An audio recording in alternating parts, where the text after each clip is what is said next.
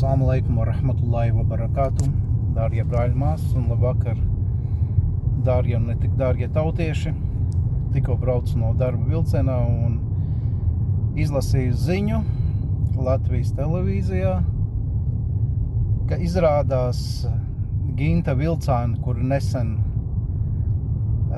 sūdzējās par to, ka viņai uzbrukuši 2 pakistāņi, pārkāpja universitātes, mēģināja izvarot, viens jau bija izvilcis locekli, otrs čandīja, latviets atnāca izglāba. Izrādās, ka tie ir meli. Valsts policija ierosināja kriminālu lietu, tika pārbaudīts visas kameras tuvākajā apkārtnē, tika atrasts arī tas potenciālais liecinieks, kurš arī apstiprināja policijas versiju, ka nekāds uzbrukums nav bijis un ka vispār tuvumā pat nav bijuši nekāda ne Indijas, ne Pakistānas izcelsmes vīrieši.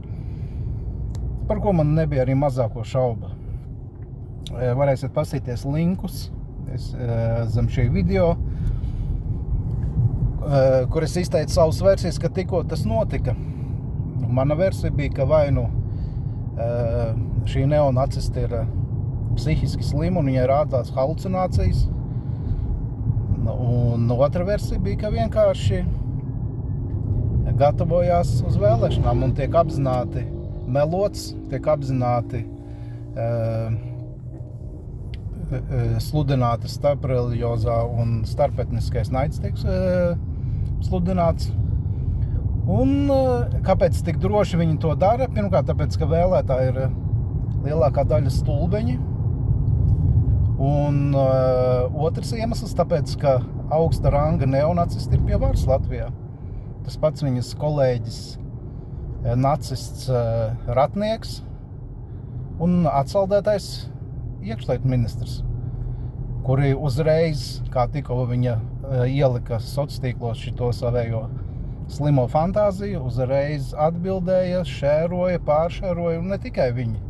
Visi Latvijas nacisti un islamofobi naski šēroja un sašutuši un visus deportēsim, visiem tagad dedzināsim ugunskuros, vīzas anulēsim.